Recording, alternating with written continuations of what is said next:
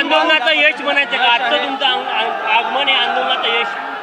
खरं तर आम्ही तारीख मागायलाच गेलो होतो.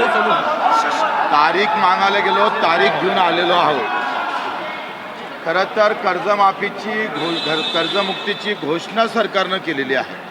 तुम्ही लक्षात घ्या का जे सरकार या सगळ्या गोष्टीपासून योग्य वेळ अशी म्हणत होती, ते योग्य वेळ आमच्या सगळ्या कार्यकर्त्यानं, सगळ्या नेत्यांनी, सगळ्या शेतकरी नेत्यांनी एकत्र होऊन जे योग्य वेळ त्यांची 28ची 29ची असू शकली असती, ते आम्ही आत्ता आणलेली आहे. हे सगळ्यात मोठं यश आहे. सरकार नेहमीच सांगत होतंय का कधी कधी सुरुवातीला जर आम्ही पाहिलं तर आम्ही कर्जमाफीचं बोललोच नाही असे अजितदादा म्हणायचे. आम्ही कुठं बोललोय? देवेंद्रजी म्हणे का आम्ही 5 वर्षाचं आश्वासन दिलेलं आहे, 5 वर्षात कधीही करू. आता या आंदोलनाचा सिलसिला रायगडाच्या उपोषणापासून तर मोजरीच्या अन्नत्याग आंदोलनापासून तर पदयात्रेनंतर हा जो सगळा आम्ही सगळ्या नेत्या लोकांनी, जानकरजी असेल, चटपजी असेल, आमचे नवलेजी असेल, शेट्टीसाहेब, तुपकरजी, क्षीरसागरजी असेल, पोहरेजी असेल, या सगळ्यांच्या मोठेपणानं, यांच्या खऱ्या भूमिकेमुळं आणि महत्त्वाचं शेतकऱ्यांच्या खऱ्या सहकार्यामुळं हे यश खऱ्या अर्थानं हाती आलेलं आहे. पहिल्यांदा तर आम्ही तारीख मिळवलेली आहे. तारखेपासून जे सरकार पळत होतं ते सरकार तारखेवर आणून ठेवलं, हे सगळ्यात मोठं यश आहे. आता तारखेनंतरच्या अनेक गोष्टी त्याच्यात आहे, अनेक बारकावे आहे. आम्ही सरकारला असं सुस्त झोपू देणार नाही. आम्ही वाज ठेवणार. सरकारचं अभिनंदन करतोच आहे, आभार मानतोय. इतक्या आर्थिक बिकट अवस्थेमध्ये सुद्धा देवेंद्रजी असेल, एकनाथजी शिंदेने सुद्धा आम्हाला अगोदर आश्वासन दिलं होतं मुख्यमंत्री असताना, अजितदादा असेल, या सगळ्यांनी या कठीण परिस्थितीतून मार्ग काढला, त्याबद्दल त्यांचा आभारच आहे.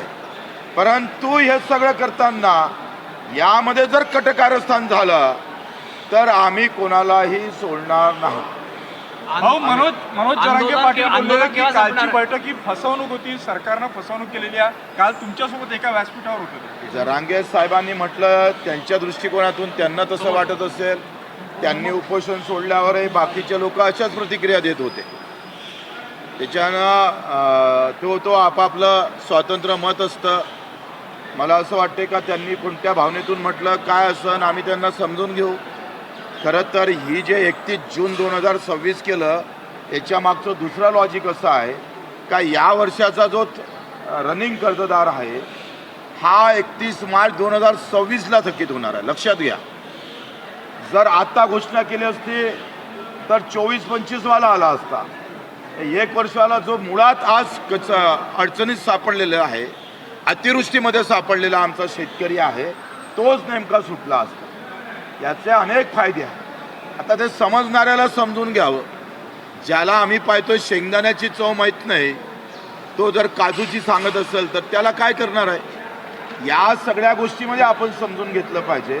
काही घरी बनवून कॉमेंट्स करणारे लोक आहे, काही आपले मत व्यक्त करणारे आहे. कधी आंदोलन केलं नाही, कधी बाहेर रस्त्यावर आले नाही.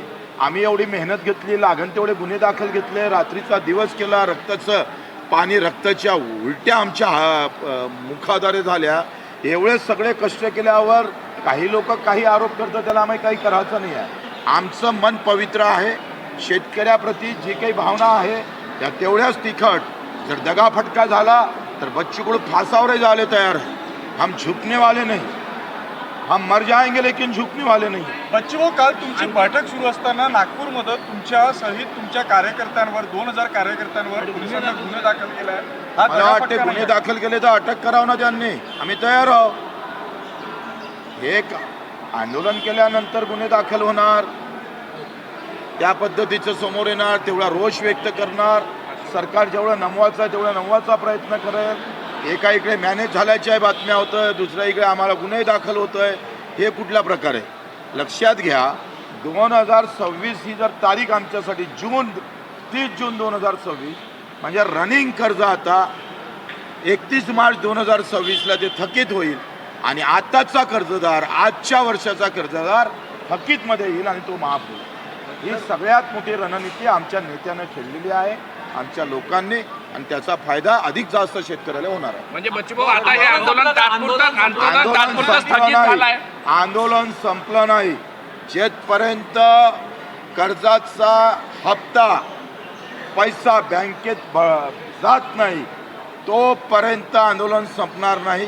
थोडी जरी इकडे तिकडे नजर केली तर खबरदार, हम ह्या खडे आहे, हम अभी जिंदा आहे. आज नागपुरात शोले आंदोलन मी केलं होतं, तुम्हाला माहिती आहे. 2007 ते 2008 आबावरती आलेले होते. त्याच नागपुरानं रायगडमध्ये सुरू झालेलं आंदोलन नागपूरच्या धर्तीवर आम्ही यशस्वी केलेलं आहे. आणि त्याच्यामुळं मला एक सांगा, तुमच्या सोबत कराळे मास्तर पूर्ण दिवस आंदोलनात होते, ते आता घोषणा देत आहे बाहेर की सरकारने आम्हाला फसवलं. तुम्हाला असंच वाटतं का? कराळे मास्तर आता घोषणा देत आहे बाहेर. त्यांना का बरं अशा पद्धतीचं वाटते मला माहीत नाही. ते मिटिंगला येणार होते, नेमकं ते मिटिंग त्यांची चुकली. त्याच्यानं नाराज आहे का? ते नाराजगिराज नाही, ते एवढे लहान मनाचे लोक नाही आहे. मी त्यांना भेटतो, त्यांना समजून घेतोय.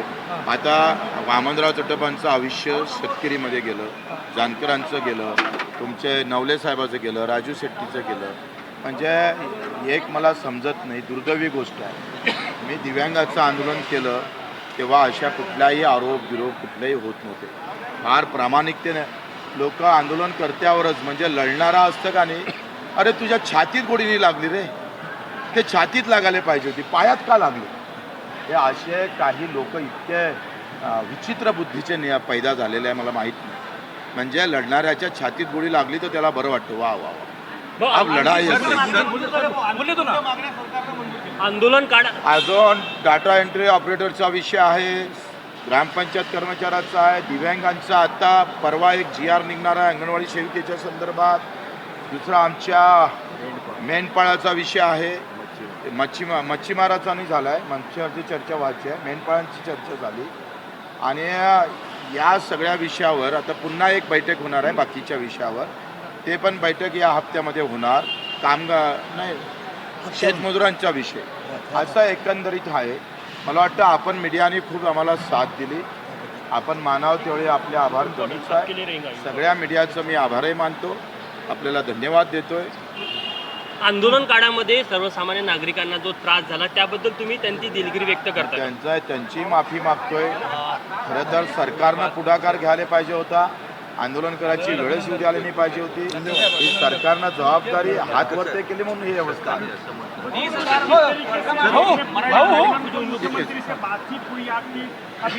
देखो 2.5 घंटे बातचीत हुई, बहुत खड़ा जंगी हुई. तारीख देने को सरकार तैयार नहीं थे और तारीख नहीं मिलती तो हम बिल्कुल तैयार थे. हम पूरे ताकत से लड़ने में तैयार थे. तारीख मिल गई. जो सरकार पहले हमने कर्ज माफी का बोला ही नहीं, ये बोलने वाली सरकार को तारीख खींच के लाया हमने और ताकत से लाया. कर्ज माफी की घोषणा की है सरकार ने, ये सबसे बड़ी उपलब्धि है. अगर ना आंदोलन ना होता तो क्या ये नहीं होता. आज सरकारने असं म्हटलं का याचं क्रेडिट कोणाला देता? शेतकऱ्यांचं हे कर्जमाफीची तारीख आली, बच्चूभाऊ कर्जमाफीची तारीख आली, याचं क्रेडिट तुम्ही कोणाला देता? ज्यांनी आत्महत्या केली आतापर्यंत त्यांना देणार की कोणाला देणार? शेतकरी बांधवांना देणार, सरकारला देऊ, आमच्या नेत्यांना देऊ. हे जर कदाचित आले नसते आमचे सर्व नेते मंडळी तर हे मूठ बांधल्याने गेले असते. त्या सगळ्यांच्यामुळे हे शक्य झालं. खरं तर हे जर आले नसते तर एकटा बच्चू कडू पाहिजे त्या ताकदीनं लढू शकलं नसतं. हे कार्यकर्त्याचं क्रेडिट आहे, जो बिचारा अजूनही नजरेसमोर राबलाय. 8 महिन्यापासून लढतोय आम्ही. पायाले भिंगरे 150 सभा, म्हणजे 200 दिवस जागरण आहे आमचं. 4 वाजता नंतर 4 वाजेपर्यंतच्या आत कधी झोपलो नाही आम्ही. अन्नत्याग आंदोलन झालं, पदयात्रा झाली, रायगडचं उपोषण झालं, सातत्यानं चालू आहे. आणि एवढं सगळं करून सुद्धा काही लोक अशा प्रकारच्या टवळक्या करत असेल तर माफ करा. आंदोलन पुढच्या वेळेला करावं का नाही करावं या मानसिकतेत देऊन टाकतोय माणूस. अचलपूरचे जे आमदार आहे भाजपचे, त्यांनी टीका केलेली आहे की 72 एकर जागेमध्ये तुमचा महाल आहे, तुम्ही मला वाटते तेरवीत लग्नाचं आमंत्रण देत नसते. त्याच्यानं हा विषय, आजचा विषय इतका चांगला आहे. पुन्हा ABP माझा नाव नको त्या विषय तर काढण्यासारखं. तुमचं अधिक नाव पहिलेच बदला माहीत. आता ते कशाला बदनाम करतात? बैठकीच्या वेळी सरकारने असं म्हटलं का की आणखी कर्ज BJP घेऊ माझा शकत नाही? नेहमी BJP माझाच प्रश्न आणतो. इतर ज्या मागण्या इतर ज्या काही मागण्या होत्या त्या संदर्भात तातडीने निर्णय घेण्याची काही आता 8 दिवसात लगेच एक बैठक लागणार, त्याच्यावर निर्णय होईल. कसं आम्ही जिवंत आहोत. माझ्या आयुष्यात 3,500 आंदोलन आहे, 350 गुन्हे दाखल आहे बच्चू कडूवर. आंदोलन करायला काय माणूस मेला काय? जिवंत आहे ना आम्ही. मला समजत नाही का तुम्ही आता काय थांबणार आहे का, हे होणार आहे का, असं कसं काय? हम जिंदा आहे ना अभी. भाऊ एक प्रश्न असा आहे 30,000 कोटी रुपयापेक्षा जास्त पैसे लागतील कारण की NPA जे झालं आहे ते 30,000 कोटी रुपयांपेक्षा जास्त आहे. त्यातले श्रीमंत शेतकरी काढले तरी 15-20,000 कोटी रुपये लागतील. सरकारला लोन घ्यावं लागेल. काय चर्चा झाली बैठकीमध्ये? माझं काय मत आहे, त्यांनी आर्थिक कारण सांगितलंच. आर्थिक कमजोरी आहेच. म्हणजे वामनराव चढप साहेबांच्या भाषेत जर सांगितलं तर जर खाले पैसे नाही आहे सरकारकडे, हे त्यांचं नेहमीचं वाक्य असतं. त्यांनी असं म्हटलं की आणखी कर्ज घेऊ त्याच्यानं अशा सगळ्या अवस्थेत हमारा जो दणका रहा है, आमच्या जर दणका राहिला कर्जमाफी करावंच लागेल. जर 30 जून 2026च्या आज जर कर्जमुक्ती जर झाली नाही, सरकारला सळो की पळो केल्याशिवाय राहणार नाही. ज्या ज्या खडी रहेंगे सरकार वाह धुएंगे हम उसको. पैसे कुठून आणणार सरकार? ते आणा, ते काही करा, तुम्ही डाका मारा, काही करा. सरकारने असं म्हटलं की सध्याची परिस्थिती ते आणखी कर्ज घेऊ शकत नाही, त्याची लिमिट संपली आहे. तुम्ही त्याचा विचार करू नका. तुम्ही सरकारच्या वतीनं बोलल्यासारखे बोलताय. तुझी परवानगी असेल तर 1 मिनिट त्याचं हा, उत्तर तुम्ही देतो. द्या. ओ साहेब, सरकार सर एक एक मिनिट क्लीन कर देता हूं ना. हे सरकार नावाची यंत्रणा प्रिऑरिटीज किंवा क्रम बदलून याचे पैसे त्यावर वळवू शकतात, ही प्रक्रिया आहे. त्यामुळे कर्ज घेता येतं हा बहाणा होऊ शकत नाही. फक्त क्रम बदलायचे. चॅरिटी बिगिन्स ॲट होम असा विचार सरकारने करा. असं म्हटलं की घेऊ शकत नाही म्हणून नाही म्हटलं नाही त्यांनी, सरकारने म्हटलं नाही असं, पण आम्हीच सांगितलं क्रम बदला, ऐशी तैशी करा आणि तुमचं कमिटमेंट पूर्ण करा. That's all.